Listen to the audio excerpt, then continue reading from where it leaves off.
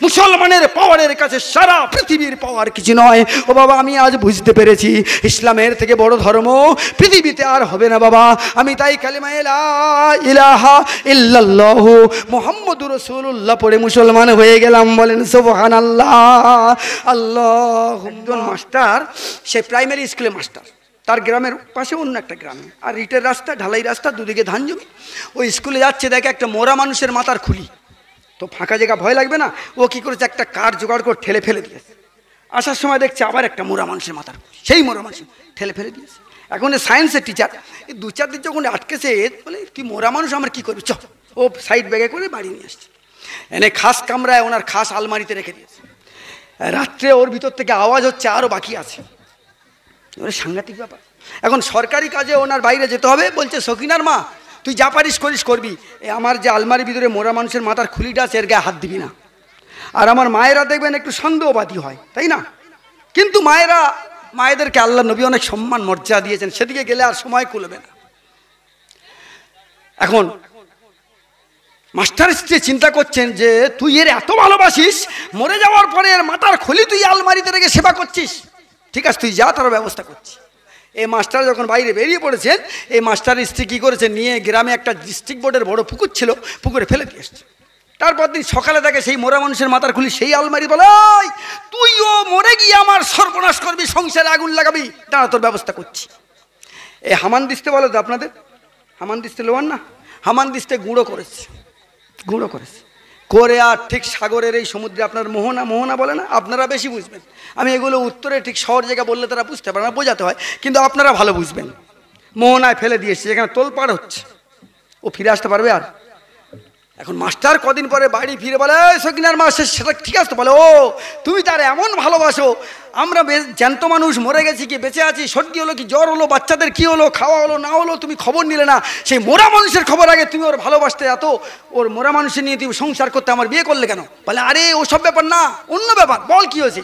বলে তার আমি ডিস্ট্রিক্ট বোর্ডে পুকুরে ফেলে দিয়ে এসেছি, চলে এসছি, আবার আমি তার ধামান দিস্তে গুঁড়ো করে ঘোড়া মারা ওই কি বলে সাগরের মোহনার কাছে আমি ফেলে দিয়ে এসেছি। বলে ঠিক করেছিস, ওর ভিতর থেকে আওয়াজ হতো আরও বাকি আছে, তার মানে ওর গুঁড়ো হওয়া বাকি ছিল। মোমেন মুসলমান, গুঁড়ো হওয়া বাকি আছে, পরিবর্তন হয়ে যান। এখন অনেক সময় পরিবর্তন হয়ে যান। মাদ্রাসাগুলো বলছে জঙ্গিদের আড্ডা, মাদ্রাসাগুলোকে বলা হচ্ছে এখানে সন্ত্রাস তৈরি করা হচ্ছে, এমন প্রোপাগান্ডায় আমেরিকা থেকে চলে আসছে, বলছে সমস্ত সন্ত্রাস মুসলমান নয়, কিন্তু সমস্ত মুসলমান সন্ত্রাস নয়, কিন্তু সমস্ত সন্ত্রাসী মুসলমান।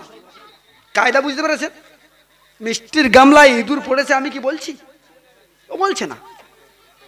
মিষ্টির গামলায় ইঁদুর পড়েছে আমি কি বলছি? ও বলছে না। সমস্ত মুসলমান সন্ত্রাসী নয়, কিন্তু সমস্ত সন্ত্রাসী মুসলমান। মানে সবাই আপনারা সন্ত্রাস নয়, কিন্তু যতগুলো সন্ত্রাস, কি সন্ত্রাস মুসলমান? আশফাকুল্লাহ, আমানুল্লাহ, মোহাম্মদ আলী, আহমদ আলী, শওকত আলী, মৌলানা আব্দুল হক খায়রাবাদী, মৌলানা আহমদুল্লাহ, মৌলানা বরকতুল্লাহ, মৌলানা আব্দুল হক, মৌলানা মাহমুদুল হাসান, মৌলানা হুসাইন আহমদ মাদানী, যারা ইসলামের জন্য, দিনের জন্য যারা গোলা কাটিয়ে দিল, রেঙ্গুনে জেল কাটলো, যারা ফাঁসির মঞ্চে গেল, শেরে আলী, পালোয়ান শিশু খান, 18 বছরের ছেলে 4 জন ইংরেজ রিভলভারধারীকে তাদেরকে মেরে শুইয়ে দিল, এমনকি শেরে আলী জেলের ভিতরে সেই মিস্টার নরকে তার মেরে চাকু মেরে শেষ করে দিল, তাদের নাম ইতিহাসে নাই, অথচ ঘুরিয়ে বলা হচ্ছে এই মুসলমানরাই সন্ত্রাস। কি সন্ত্রাসী করেছে মুসলমানরা? কোন মাদ্রাসায় জঙ্গি তৈরি হয়? ফলে পরিবর্তন হন, একটু ঠিক জায়গা মতো আসুন।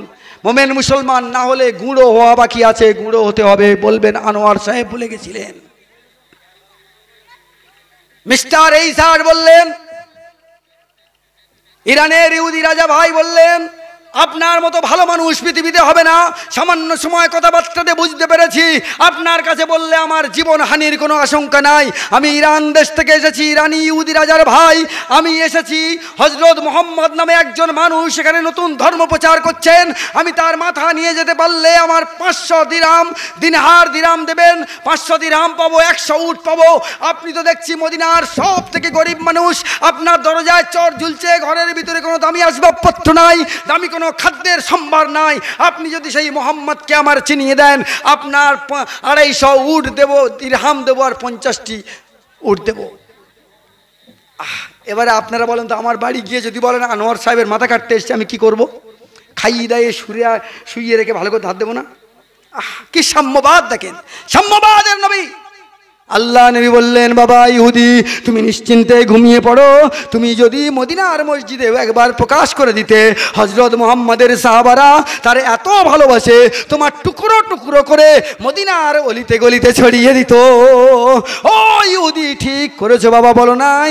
আমার কাছে বলেছো তোমার জীবন হানির কোনো আশঙ্কা নাই, তুমি নিশ্চিন্তে খেয়ে দিয়ে ঘুমিয়ে পড়ো, তোমার কোনো আশঙ্কা নাই, কোনো ভয় নাই, তোমার কোনো চিন্তা নাই, মুহাম্মাদের মাথার ব্যবস্থা হয়ে যাবে। ইহুদি নিশ্চিন্তে ঘুমিয়ে পড়েছেন, আশ্বাস পেয়েছেন, নিশ্চিন্তে ঘুমিয়ে পড়েছেন। গভীর রাত্রে আমার বিশ্ব নবী দয়ার সাগর রাহমাতাল লিল আলামিন ধারালো উন্মুক্ত তরবারি নিয়ে, চকচকে তরবারি নিয়ে এসে ইহুদির গায়ে হাত বুলাচ্ছেন। বাবা ইহুদি ওঠো, ও বাবা ইহুদি ওঠো, ও বাবা জাগ্রত হও ইহুদি। ইহুদি চোখ খুলে ও চোখ উন্মিলিত করে ইহুদি থ হয়ে গেছে, বলছেন, পায়ে জড়িয়ে ধরেছেন, আমার মারবেন না, মারবেন না, একবার আমার জীবন ভিক্ষা দিয়ে দেন, আমি ইরান দেশে যদি পৌঁছে যাই আর কখনো মদিনায় আসব না। আল্লাহর নবী বলেন, বাবা ইহুদি রে, আমি তোর মারার ব্যবস্থা করি নাই, আমি প্রথম রজনীতে মুহাম্মাদের মাথা দেওয়ার ব্যবস্থা করতে পারতাম, কিন্তু মুহাম্মাদের মাথা নিয়ে মদিনা শরীফ অতিক্রম করতে তুমি পারতে না। বাবা ইহুদি, তোমার মেরে টুকরো টুকরো করে মদিনার গলিতে গলিতে ছড়িয়ে দিত। ও বাবা ইহুদি, তোমার জীবনের চিন্তা করে যাতে তুমি তোমার জীবন নিয়ে ইরান দেশে ফিরে যেতে পারো, গভীর রাত্রে আমি মুহাম্মাদের মাথা দেওয়ার ব্যবস্থা করেছি। নাও বাবা নাও, 50টা দিরহাম দিতে উট দিতে হবে না, 250 দিরহাম দিতে হবে না। ও বাবা ইহুদি, কিছু লাগবে না, নাও বাবা নাও, আমি আর অন্য কেউ নয়, আমি হলাম সেই মুহাম্মদুর রাসূলুল্লাহ। ইহুদি পায়ে জড়িয়ে ধরেছে। যার বাড়ি খেয়ে যার মাথা কাটার কথা বলি, সে আবার আমার জীবনের চিন্তা করে। ওমা আরসালনাকা ইল্লা রাহমাতাল লিল আলামিন।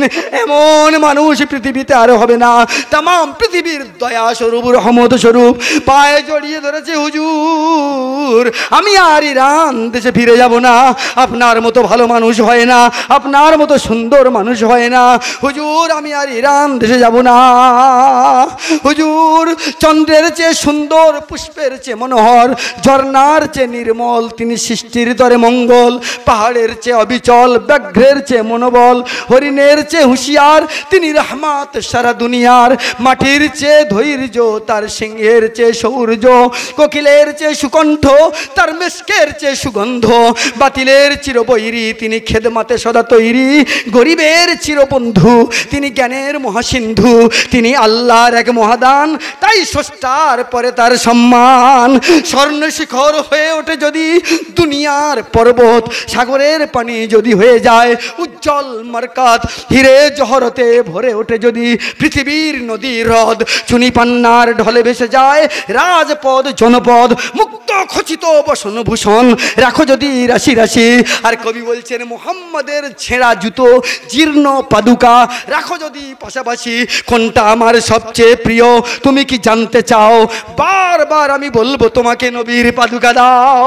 সারা পৃথিবীর পাহাড়গুলো যদি সোনা হয়ে যায়, আর সারা পৃথিবীর সাগর সলিল নদ নদী পুষ্করিণী খাল বিলের পানিগুলো দামি দামি মারকাত, দামি দামি পাথর হয়ে যায়, হিরে জহরতে দুনিয়াটা আসমান পর্যন্ত ভরে যায়।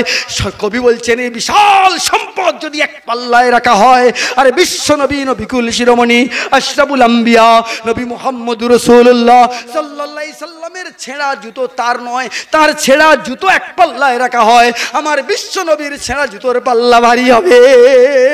ইহুদি রাজার ভাই পায়ে জড়িয়ে ধরে বললেন, হুজুর, আমি ওজন করে নিয়েছি, আমি মূল্যায়ন করে নিয়েছি, আমি বুঝতে পেরেছি পৃথিবীতে আপনার থেকে সুন্দর আর কেউ নাই, আর আপনার থেকে মূল্যবান কেউ নাই।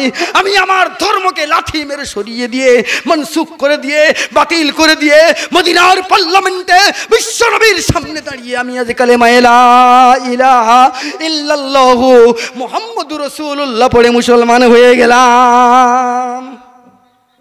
একটু আসতে বলবেন না সুবহানাল্লাহ? ইমানি পাওয়ার তৈরি করেন, ইমানি পাওয়ার।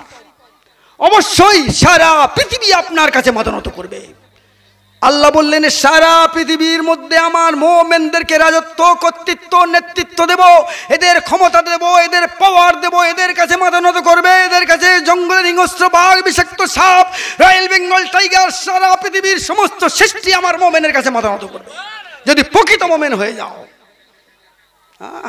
আর সেই মুমিন আজ মার খাচ্ছি, রাস্তাঘাটে গুলি করে, পাখির মতো গুলি করে মারছে। তাজিকিস্তান, খালিস্তান, উজবেকিস্তান, মুম্বাই থেকে শুরু করে, মানমান থেকে শুরু করে, ভারতবর্ষ থেকে শুরু করে, গুজরাট থেকে শুরু করে, রাজস্থান থেকে শুরু করে, দিল্লি থেকে শুরু করে, ইউপি, পশ্চিমবাংলা থেকে শুরু করে, এভাবে কি বলে আফগানিস্তান, পাকিস্তান, এভাবে আপনার প্যালেস্তাইনের ছোট্ট ছোট্ট বাচ্চা, মা নেই বাপ নেই, কি হালে কি অবস্থায় আছে মোমেন মুসলমান সারা পৃথিবী জুড়ে আজ ইসলাম মার খাচ্ছে, মোমেন মার খাচ্ছে। এই মোমেন এক সময় সারা পৃথিবীকে নেতৃত্ব দিয়েছে। এই মোমেনের হাতে লেখার চিঠির জবাব এক সময় নদী দিয়েছে। এই মোমেনের জন্য আসমান থেকে জান্নাতের পরোয়ানা সরাসরি আল্লাহ জানিয়ে দিয়েছে। এই মোমেনের জন্য জঙ্গলের হিংস্র বাঘ এই মোমেনের কাছে কুত্তার মতো পিছনে পিছনে পাহারা দিয়ে রাস্তা দেখিয়ে দিয়েছে। সেই মোমেন আজ কুকুর ছাগলের হাতে, সেই মোমেন আজ খেকশিয়ালের হাতে। খ্রিস্টান রাজা, তার একটা মাত্র মেয়ে, সে পূর্বকালের মোমেনদের পাওয়ারটা একটু বলে যায়। সে ঘোষণা দিল আমি 3টি টাকা দেবো, 1 টাকার এখন, 1 টাকার এখন আর তখন, 1 টাকার এখন নয় আর তখন নয়, এই 3টে জিনিস যে কিনে আনবে আমার কন্যার বিয়ে দেবো, অর্ধেক রাজত্ব দেবো। কি পারবে? এই ইহুদি যায়, খ্রিস্টান যায়, হিন্দু যায়, অমুসলমান যায়, এই সবাই যায় আর মাথা নিচু করে চলে আসে। কোথায় পাবে? পাওয়া যায় বাবা? পাওয়া যায় না, মার্কেটে পাওয়া যায় না। ঢোলার বাজারে পাবেন না, পাথর বাজারে পাবেন না, কাকদ্বীপ বাজারে পাবেন না, আপনার তটের বাজারে পাবেন না, কোথাও পাবেন না। একটা মলি সাহেব, টুপিওয়ালা দাঁড়িয়ে, মলি সাহেব দেখলে এই জন্য তো রাগ, টুপিওয়ালা দাঁড়িয়েওয়ালা দেখলে এই জন্যই রাগ, মোমেনদের দেখলে এই জন্যই রাগ। মুসলমানের ছেলে যদি 500 নম্বর পায়, একটা গড় মুসলমানের ছেলে 300 নম্বর পায়, তার আগে পাশ করিয়ে দেওয়া হচ্ছে, তার নির্বাচন করা হচ্ছে, নির্বাচিত করা হচ্ছে। কারণ জানে এর পাওয়ার আলাদা, এর ক্ষমতা আলাদা। 30 দিনে হাফেজ সাহেব হয়েছেন এমন মুসলমান রয়েছেন পৃথিবীতে। ডেলি 1 পারা মুখস্থ করেছেন, রাত্রে তারাবি করেছেন। কি পাওয়ার! এমন এমন ইমাম ছিলেন, আহমদ বিন হাম্বল 10 লক্ষ হাদিসের হাফেজ ছিলেন। কি পাওয়ার, কি ব্রেনের পাওয়ার! আপনি চিন্তা করেছেন? আপনার ব্রেনটা নিয়ে চিন্তা করেছেন? ডক্টর ওয়াল্টার বলছেন যে মানুষের যে ব্রেন সৃষ্টিকর্তা দিয়েছেন, এই ব্রেন যদি ইলেকট্রনিক করা হয় তাহলে 100 তলা বিল্ডিং 18 খানা লাগবে একটা ব্রেনে যে তার যা সিস্টেম আছে সেট করতে। কোথায় আছেন? মান আরাফা নফসাহু ফাকাদ আরাফা রাব্বাহু। আল্লাহ রাব্বুল আলামিন হাদিসে কুদসিতে তার নবীকে জানিয়ে দিলেন, বলো তোমরা তোমাদের নিজেকে আগে চেনো, তারপরে তোমাদের রবকে তোমরা চিনবে। একটা মানুষের ব্রেন সেট করতে 18 তলা 18 খানা বিল্ডিং লাগবে, 100 তলা বিল্ডিং। একটা মানুষের মাথায় যা তার আছে 5 লক্ষ মাইল, এখান থেকে চাঁদ 2,40,000 মাইল।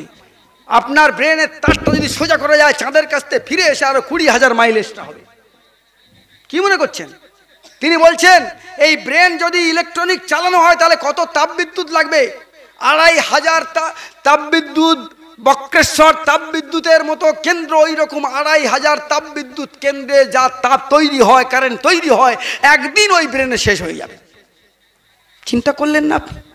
আপনার কি মহামূল্যবান জিনিস আপনার দিয়েছেন। একটা চোখ সারা পৃথিবী বিক্রি করে দিলে আপনি তৈরি করতে পারবেন না, আমার চোখটা নিয়ে আপনার চোখে লাগিয়ে দিতে পারেন। আপনি চিন্তা করছেন না? আপনি আপনার চিনুন, আপনার রবকে চিনতে পারবেন, আপনার আল্লাহ, আপনার প্রভুকে আপনি চিনতে পারবেন। প্রিয় ভাই, তো 3টে টাকা দিয়ে এলান করে দিয়েছে, সবাই যায় আর মাথা নিচু করে ফিরে আসে। একজন মৌলী সাহেব বলে কোথায় যাচ্ছে? বলে ওই তো রাজা 3টে টাকা দিচ্ছেন, 1 টাকার এখন, 1 টাকার এখন আর তখন, 1 টাকার এখন নয় আর তখন নয়, 3টে জিনিস কিনলে তার কন্যার বিয়ে দেবে, অর্ধেক রাজত্ব দেবে। বলে আমি যাব। এখন মৌলী সাহেব দেখলে একটু গাছ চুলকোয়, যে কোনো অফিসে আদালতে যাবেন, বিডিও অফিসে যান, পঞ্চায়েতে যান, এমএলএর কাছে যান, যেখানে যান, মৌলী সাহেব ঠিক দেখলে ঠিক উনি আপনার অফিসারের কাজ করছে করছে করছে করছে, যেই একটা দাড়িওয়ালা টুপিওয়ালা সামনে আসলো, ওর তখন পায়খানা পেস। মানে কি বলে দেখি, এ রেগে যায়, রেগে যায় চলে যাক। এই জিনিসগুলো হচ্ছে। প্রিয় ভাই, রাগ করবেন না। রাগ medicine is bitter but it কিউরস the patient. রাগ করার কিছু নেই, হক কথা বলতেই হবে। তা'মুরুনা বিল মা'রুফ ওয়া তানহাউনা আনিল মুনকার। হক কথা বলতেই হবে, নিষেধ করতে হবে, আদেশ দিতে হবে। এই মৌলী সাহেব যেতে প্রথম দারোয়ান, তিনটে দারোয়ান, প্রথম দারোয়ান বলছে কোথায় যাবে? বলে এই ব্যাপার। বলে তুমি যা পাবে তার হাফ আমার দিতে হবে। বলে হ্যাঁ দেবো। বলে না, তোমরা মুসলমান, তোমাদের কথার দাম নেই, লিখতে হবে। তো লিখে দিলেন। দ্বিতীয় দারোয়ানের কাছে গেছে, সে বললেন তুমি যা পাবে তার 4 ভাগের 1 ভাগ দিতে হবে, তোমার কাছে যা থাকবে তার হাফ দিতে হবে। বলে হ্যাঁ দেবো। লেখালেখি হলো। তৃতীয় দারোয়ান বললেন তুমি যা পাবে তার 4 ভাগের 1 ভাগ দিতে হবে। লেখালেখি। আল্লাহর আলেম বান্দা মোমেন মুসলমানের পাওয়ার। ও মোমেন মুসলমান বলে যাই, একটু খেয়াল করেন, মোমেন মুসলমান আলেমের পাওয়ার। 3টে টাকা নিয়ে বললেন মহারাজ কি আনতে হবে? মহারাজ বললেন 1 টাকার এখন, 1 টাকার এখন আর তখন, 1 টাকার এখন নয় আর তখন নয়, 3টে জিনিস যদি আনতে পারো আমার কন্যার বিয়ে দেবো, অর্ধেক রাজত্ব দিয়ে দেবো। মহারাজ আমি এখনই নিয়ে আসবো। আল্লাহর আলেম বান্দা বাজারে গেলেন, গিয়ে দেখছেন জিলিপি ভাজা হয়েছে, একটা বাচ্চা বসে আছে। এই বাচ্চা জিলিপি কখন ভেজেছিস? বলে হুজুর এখন। তাহলে 1 টাকার এখন দিয়ে দে। এবারে এখন আর তখন কোথায় পাবেন? বাজারের এক কিনারে দেখছেন পেশাবখানার গায়ে একটা দু চোখ অন্ধ একটা মানুষ, সে দোয়া করছে আল্লাহ তোমার বান্দা বান্দির যারা 1 টাকা 2 টাকা 8 আনা পয়সা আমার হাতে দিয়ে চলে যাচ্ছে, আল্লাহ আমার মতো অসহায় অন্ধকে সাহায্য করছে, আল্লাহ তাদের দুনিয়ায় তুমি রুজির ব্যবস্থা করে দিও আর আখেরাতে জান্নাত দিয়ে দিও, তাদের তুমি এখন দিও তখন দিও। আল্লাহর আলেম বান্দা দেখলেন এই তো এখন আর তখন কিনতে পাওয়া যাচ্ছে, 1 টাকা সেই অন্ধের হাতে দিয়ে দিলেন। এখন নয় আর তখন নয় কোথায় পাবেন? বাজারের আর এক কিনারায় লটারি ঘোরানো হচ্ছে, 10 কা 20, 20 কা 40, 50 কা 100 লটারি ঘোরানো হচ্ছে, বন করে ঘোরানো হচ্ছে। আল্লাহর আলেম বান্দা 1 টাকা দান ধরলেন, লটারি ঘুরিয়ে দেয়া হলো, হেরে গেলেন। হেরে গেলে কোনো নেকি নাই, কোনো লাভ নাই, জিতলেও কোনো নেকি নাই। তার মানে এখন নয় আর তখন নয়। দুনিয়ায় জুয়া খেলে বড় লোক হওয়া যায় না, আখেরাতেও নেকি পাওয়া যায় না। দুনিয়ায় জুয়া খেলে ক্ষতিগ্রস্ত হওয়া ছাড়া কোনো রাস্তা থাকে না। এখন নয় আর তখন নয় কেনা হয়ে গেল। রাজার দরবারে গিয়ে বললেন মহারাজ এই নিন আপনার 1 টাকার এখন। মহারাজ ঠোঙা খুলে দেখলেন জিলিপি। বললেন বাবা মৌলবি এই জিলিপি কি ব্যাপার একটু বলে দাও, এখন কি করে হলো? বললেন মহারাজ আমি দোকানে গিয়ে জিজ্ঞাসা করলাম বাচ্চাটিকে, বাচ্চারে জিলিপি কখন ভিজেছিস? বাচ্চা বলল হুজুর এখন। আমি আপনার জন্য 1 টাকার এখন খেয়ে নিলাম। মহারাজ রাজা বললেন এখন আর তখন কোথায়? মহারাজ বললেন আমি আপনার কি বলে আল্লাহর আলেম বান্দা বললেন আমি বাজারের এক কিনারে পেশাবখানার দেয়ালে হেলান দিয়ে 2 চোখ অন্ধ একজন অসহায় আল্লাহর বান্দা, সে 2টো হাত তুলে দোয়া করছে আল্লাহ তোমার বান্দা বান্দিরা 1 টাকা 2 টাকা 8 আনা পয়সা দিয়ে 10 টাকা দিয়ে আমার যারা সাহায্য করে যাচ্ছে, আমার মতো অসহায়ের সাহায্য করে যাচ্ছে, আল্লাহ তাদের তুমি রুজি রোজগারে বরকত দিও, আখেরাতে জান্নাত দিও। মহারাজ সেই অন্ধের হাতে আপনার 1 টাকা দিয়ে আপনার জন্য এখন আর তখন 2টোই কিনে নিলাম। এই তো ব্রেন, এই তো মেধা। এই মেধা একমাত্র মুসলমানের। আমাদের পড়াশোনা হয় না, আমাদের লেখাপড়া হয় না। আপনি করান না, কেন হবে না? আপনি কেন খ্রিস্টান স্কুলে দেবেন? খ্রিস্টান স্কুলে ছোট্ট ছোট্ট বাচ্চাদের দেওয়া হচ্ছে, সেখানে যখন প্রার্থনা হচ্ছে বলছে এই চোখ বুজিয়ে বল ভগবান আমার খেতে দে। কিছুক্ষণ পরে বলে কিছু দিয়েছে, বলে না। ফিরে বলে চোখ বুজিয়ে বল আল্লাহ আমার খেতে দে। কিছুক্ষণ পরে বলছে কিছু দিয়েছে না। কিছুক্ষণ পরে বলে চোখ বুজিয়ে বল জিসাস খ্রিস্ট আমার খেতে দে। একটা করে লজেন্স হাতে দেওয়া হলো। কিছুক্ষণ পরে বলছে টিচাররা বলছে না এই হাত খোল। ম্যাডামরা বললেন হাত খোল। হাত খুলে বললেন একটা করে লজেন্স পেয়েছি ম্যাডাম। কে দিল? জিসাস খ্রিস্ট। আপনার মতো মোমেনের বাচ্চা যদি ওই রকম একটা স্কুলে পড়ে, ওই নরম কোমল ব্রেনে এসে কি শিখবে? সে বাড়ি এসে বলবে ড্যাড আল্লাহ কিছু দেয় নাই, ভগবান কিছু দেয় নাই, আমার একমাত্র দিয়েছে জিসাস খ্রিস্ট। কি আল্লাহ ভগবান সম্পর্কে তার কোনো আকেল থাকবে? আলিফ লাম লাম হে আল্লাহ, ভগবান ভগবান, GOD গড। আল্লাহর উল্টে দেন হুল্লা, মানে তিনি আল্লাহ। ভগবান উল্টে দেন আদৌ কোনো সৃষ্টিকর্তার মতলব হবে না। আর গড উল্টে দেন GOD গড। উল্টে দিলে DOG কি বাবা? ডগ। গড উল্টে দিলে ডগ। একমাত্র আল্লাহ যদি উল্টেও দেন তাও হুল্লা, মানে তিনি আল্লাহ। আমার আল্লাহর আলিফ বাদ দিয়ে দেন, লিল্লাহ থাকবে লিল্লাহি মা ফিস সামাওয়াতি ওয়াল আরদ। ভগবানের ভ বাদ দিয়ে দেন, গোবান থাকবে। গোবান মানে কোনো সৃষ্টিকর্তার মানে হয় না। কোন অভিধানে যদি প্রমাণ করতে পারেন গোবান মানে সৃষ্টিকর্তা, আমি আনোয়ার হোসেন চ্যালেঞ্জ করছি, পারবেন না। গডের জি কেটে দেন ওয়ার্ড। ওয়ার্ড মানে সৃষ্টিকর্তা হয় না। আমার আল্লাহর আর একটা একটা লাম বাদ দিয়ে দেন, লাহু থাকবে, লাহু মুলকুস সামাওয়াতি ওয়াল আরদ। এই লাহুর মধ্যে আমার আল্লাহর অস্তিত্ব খুঁজে পাওয়া যায়। ভগবানের ভ তো বাদ দিলাম, গ বাদ দিয়ে দেন বান। বান মানে সৃষ্টিকর্তা নয়, বান মানে ভগবান নয়, বান মানে আল্লাহ নয়, বান মানে প্রভু নয়, বান মানে রব নয়। আবার গডের জি বাদ দিলাম, ও বাদ দেন, শুধু ডি থাকবে। ডি মানে ড্যামেজ, ডি মানে ড্যামেজ, ও শেষ। আমার আল্লাহর আরেকটা লাম বাদ দিয়ে দেন, শুধু হু থাকবে। হুয়াল আউয়াল ওয়াল আখির ওয়াল জাহির ওয়াল বাতিন ও হুয়া বিকুল্লি শাইইন আলিম। ওই হুর মধ্যে আমার আল্লাহর অস্তিত্ব খুঁজে পাওয়া যায়। মুমিন মুসলমান, মান আরাফা নাফসাহু ফাকাদ আরাফা রাব্বাহু। নিজেকে চিনুন, রবকে চিনতে পারবেন। আর রবকে যদি চিনে নিতে পারেন, ফালিয়াবুদু রাব্ব হাযাল বাইত আতআমাহুম মিন জু ওয়া আমানাহুম মিন খাওফ। বান্দা, বুঝ তোদের লোম সোজা করতে পারবে না, বেঈমানরা তোদের স্পর্শ করতে পারবে না। বান্দা, তোরা যদি কাবা ঘরের মালিকের হয়ে যায় বান্দা, তোদের ভয়ের সময় আমি আল্লাহ নিরাপত্তা দেব, ক্ষুধার সময় খাদ্য দেব। বলেন সুবহানাল্লাহ। ভগবানের আরেকটা বাদ দিয়ে দেন, শুধু দন্তেন্য থাকবে। সারা পৃথিবীতে এমন কোন অভিধান, এমন কোন ডিকশনারি নাই দন্তেন্য থেকে ভগবান প্রমাণ করতে পারবেন। পারবেন? মুমিন, এ রাজা তো কাঁপছে তোর, এই তো মুমিন মুসলমানের পাওয়া। বললেন বাবা এখন নয় আর তখন নয়, কোথায়? বললেন মহারাজ বাজারের এক কিনারে লটারি ঘোরাচ্ছে আর বলছে 10 কা 20, 20 কা 40, 50 কা 100, যা ধরবে তার ডবল। আমি 1 টাকা ধরলাম, গনবন করে ঘুরিয়ে দিল, আমি হেরে গেলাম। তার মানে এখানেও হলো না, পরকালেও হলো না। এখন নয় আর তখন নয়, আপনারে কিনে নিলাম। মহারাজ, খ্রিস্টান মহারাজ বললেন বাবা আমি মনে করেছিলাম অর্ধেক রাজত্ব দেব, কন্যা বিয়ে দেব, কিন্তু তোমার বুদ্ধি মেধা দেখলাম। তোমার মতো ছেলে যদি এই রাজ্যের রাজা হয় বাবা, এখানে সুদ থাকবে না, ঘুষ থাকবে না বাবা। আমি তোমার আরো কিছু বেশি দেব, তুমি বলো আরো কিছু চাও। বললেন আপনি আপনার শরীরে রাজরক্ত? বললেন হ্যাঁ। আপনি মিথ্যা কথা বলেন? বললেন না, জীবন যাবে, আমি রাজা, আমি মিথ্যা কথা বলি না, লর্ড। বললেন তাহলে দেবেন? হ্যাঁ। তাহলে যে মেয়ে আপনার যে কন্যার আমার বিয়ে দেবেন, তার পায়ের যে হিলওয়ালা কাঠের জুতো, খটখট করে ঘোড়ার মতো আওয়াজ হয় না, খটখট করে, ভয় লাগে না? সেই হিলওয়ালা জুতোর 500 ঘা আমি খেতে চাই, 500 ঘা আমার দেন। রাজা চিন্তা করলেন, এতক্ষণ বুঝলাম আমার দেশের সব থেকে বুদ্ধি মেধা সম্পন্ন একটা ছেলেকে পেয়েছি, উচিত মতো আমার জামাই পেয়ে গেছি। আমি আমার জামাইকে আরো বেশি উপঢৌকন নজরানা দেবো, আমার মেয়েকে বিয়ে দেবো, বেশি উপঢৌকন নজরানা দেবো। আর এ কি বলে 500 ঘা আমার মেয়ের হিলওয়ালা জুতোর ঘা চায়। কি বলে? বলে বাবা তা হয়? আল্লাহর আলেম বান্দা বললেন না স্যার, মহারাজ আপনি মিথ্যা কথা বলেন না, আপনার দিতে হবে, আপনি ওয়াদা করেছেন। তো মহারাজ তার রাজপ্রাসাদে একটা লোককে বলে, যাও আমার মেয়ের পায়ের যে সব থেকে ভারী যে কাঠের হিলওয়ালা জুতো একটা নিয়ে আসো। আল্লাহর আলেম বান্দা বললেন মহারাজ আরো একটা লোক দেন, 2-4টে লোক দেন। 2-4টে রাজপ্রাসাদের লোক নিয়ে প্রথম দরওয়ানের কাছে গেছে, বলে এই তোরা বলিস মুসলমান বেঈমান, তোরা বলিস মুসলমান কথা দিয়ে কথা রাখে না।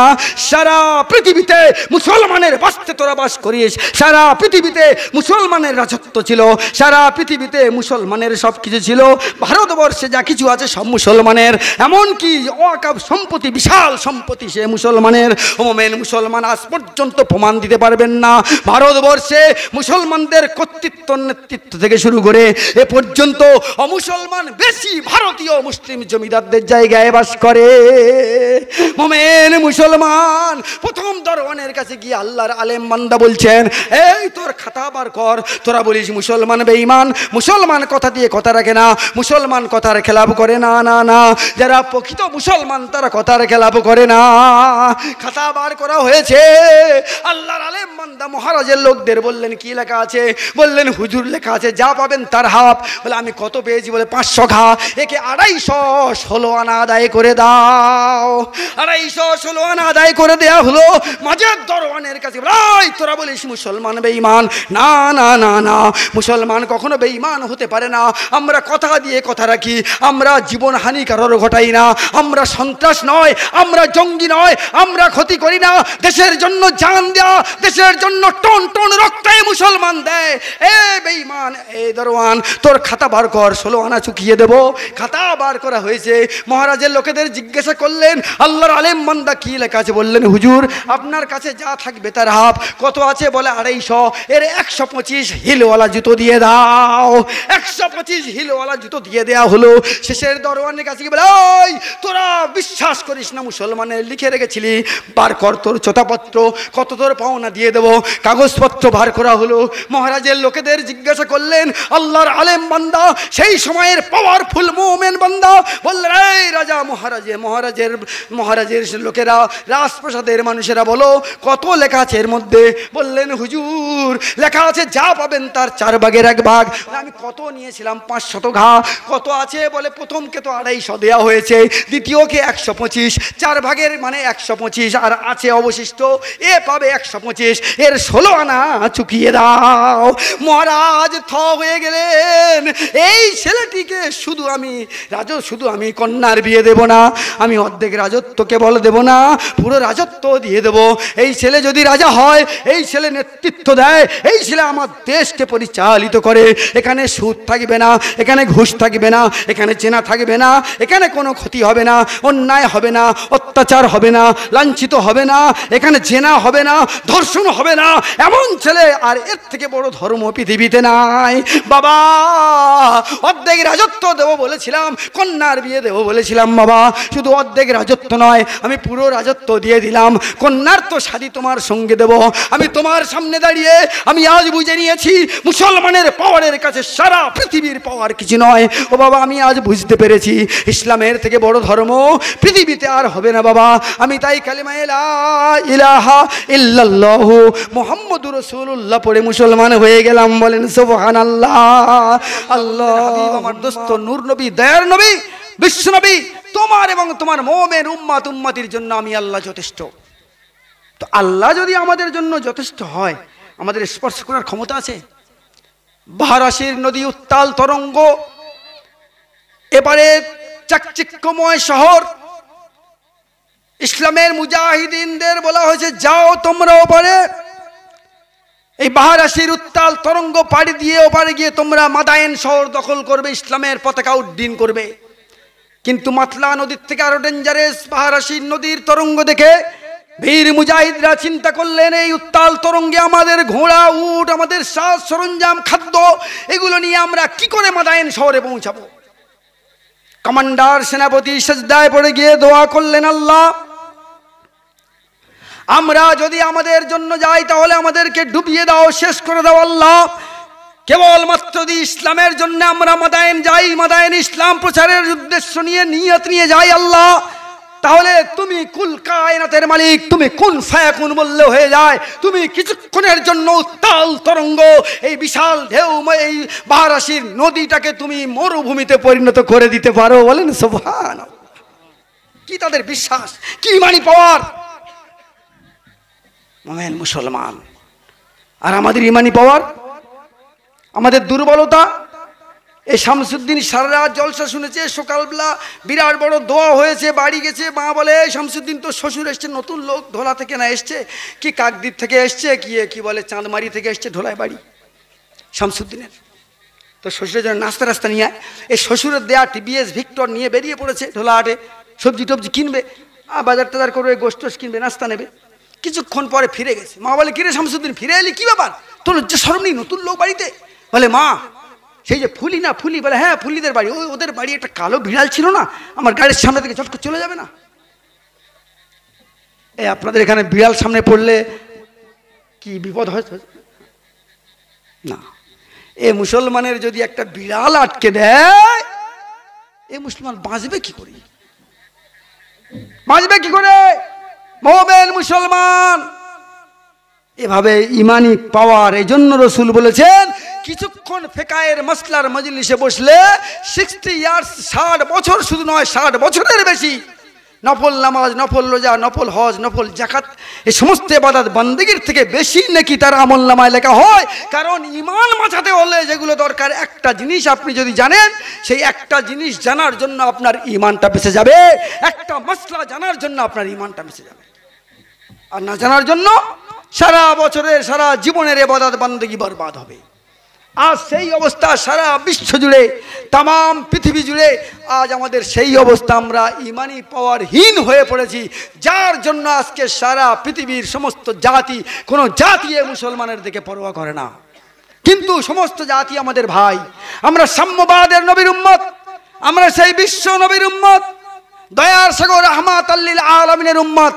আমরা কোনো জাতিকে ঘৃণা করি না, আমরা কোনো জাতিকে ছোট করি না, কোনো ধর্মকে আমরা ছোট করি না। আমরা কিন্তু আমাদের ধর্মকে বড় মনে করি, কারণ আমরা মুসলমান। ইন্নাদ-দীনা ইনদাল্লাহিল ইসলাম।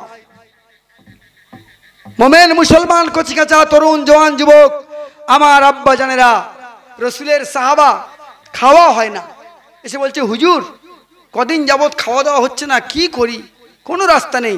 আল্লাহ রসুল বললেন তুমি খালি নামাজ পড়ো, নামাজ পড়ো। তাদের নামাজ দেখেন। আমি এক জায়গায় আসরের নামাজ পড়ছি, সামনের কাতারে এত পায়খানার গন্ধ, বিড়ির গন্ধ বেরোচ্ছে, আমি মনে করলাম যে উঠে পালাম, পরে নামাজ পড়ে নেবো। কিন্তু পিছন দিকে তাকিয়ে দেখি 4-5টা কাতার পিছনে, পালাবো কোথায়? এই তো নামাজ। এমন মশা মেরেছে নামাজি, ইমাম সাহেব সূরা বাকারার শেষের দিকে ছিল, সে সূরা আর রহমানে ঢুকে গেছে।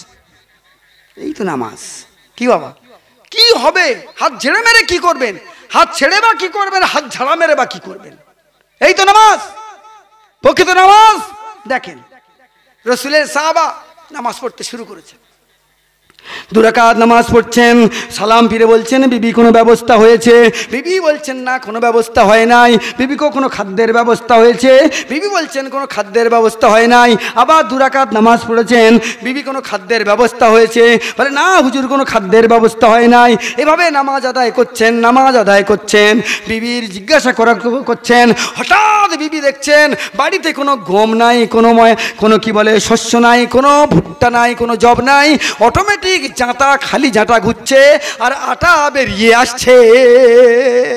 আল্লাহ নবীর সাহাবার বিবি জান এসে বললেন স্বামী গো, আমাদের জাঁতা অটোমেটিক ঘুরছে, খালি জাঁতা আর আটা বেরিয়ে আসছে। আল্লাহ নবীর সাহাবা সালাম থেকে ফারেক হয়ে গিয়ে দেখছেন সত্যি তো, বাড়িতে কোনো গম নাই, কোনো জব নাই, কোনো ভুট্টা নাই, কোনো শস্য নাই, খালি জাঁতা ঘুরছে, আটা বেরিয়ে আসছে। আল্লাহর নবীর সাহাবা এবং তার বিবি সবাই মিলে দুজন মিলে বাড়ির সমস্ত বর্তনে আটা ভরেছেন, আর জায়গা নাই। আল্লাহ নবীর সাহাবা চিন্তা করছেন, দেখি একটু জাঁতাটা খুলে কোথা থেকে আটা আসছে, অলৌকিক আটা। জাঁতা যখন খুলেছেন, বন্ধ করেছেন, জাঁতা বন্ধ হয়ে গেছে, আটা পড়াও বন্ধ হয়ে গেছে। দৌড় দিয়েছেন বিশ্ব নবীর দরবারে, ইয়া রাসূলুল্লাহ, আসসালাতু ওয়াসসালামু আলাইকা ইয়া রাসূলুল্লাহ, ইয়া হাবিবাল্লাহ হুজুর, আমি নামাজ পড়ছিলাম, বিবিকে জিজ্ঞাসা করছিলাম, নামাজ পড়ছিলাম, বিবিকে জিজ্ঞাসা করছিলাম। হঠাৎ এক সময় আমার বিবি দেখলেন বাড়িতে কোনো গম নাই, কোনো জব নাই, কোনো ভুট্টা নাই, খালি জাঁতা ঘুরছে, আটা বেরিয়ে আসছে। রসুল হুজুর গো, আমি এবং আমার স্ত্রী দুজন মিলে বাড়ির সমস্ত বর্তন ভরে নিয়েছি, তারপরে দেখলাম বাড়িতে আর কোনো জায়গা নাই আটা রাখার মতো। হুজুর, আমি চিন্তা করলাম আটা কোথা থেকে আসছে একটু দেখবো। আমি জাঁতা ধরলাম, আটা বন্ধ হয়ে গেছে। আল্লাহর নবী বললেন বাবা, ও আমার সাহাবা, তুমি যদি জাঁতা না ধরতে, আল্লাহ তোমার উপর, তোমার নামাজে, তোমার একাগ্রতায়, তোমার নামাজের উপরে, তোমার একাগ্রতার উপরে আমার আল্লাহ এত রাজি, এত খুশি হয়ে গেছেন, অটোমেটিক গায়েবী মদত করে তোমার বাড়িতে আল্লাহ খাদ্যের ব্যবস্থা করেছেন। ও বাবা সাহাবা, তুমি যদি জাঁতাটা না ধরতে, তাহলে ওই জাঁতা কিয়ামত পর্যন্ত ঘুরতো আর তোমার বাড়িতে আটা এসে যেত। বলেন সুবহানাল্লাহ। কি গো, আল্লাহ রসুল বললেন নামাজ আর হালাল খাওয়ার কাবা শরীফ মেনে নিল, আমি এবং আমার আল্লাহ, আমরা দুজন জামিনদার হয়ে যাব। নামাজই বেড়েছে, সব কিছু বেড়েছে, কিন্তু সেই নামাজ, তা বলে কি নামাজ পড়বেন না আপনারা নাকি? আমি কি নামাজের বিরুদ্ধে বলছি বাবা? হ্যাঁ, নামাজের বিরুদ্ধে বলি নাই। আপনার একটা বার যদি 2 রাকাত নামাজ আপনার জন্য কবুল হয়ে যায়, আপনার জন্য জান্নাতের দরজা খুলে যাবে। প্রকৃত নামাজের জন্য যে 5টা পুরস্কার, তার মধ্যে একটা হলো ফাদাখালাল জান্নাহ বিগয়রি হিসাব, বিনা হিসাবে আপনি জান্নাতে চলে যাবেন। বলেন সুবহান।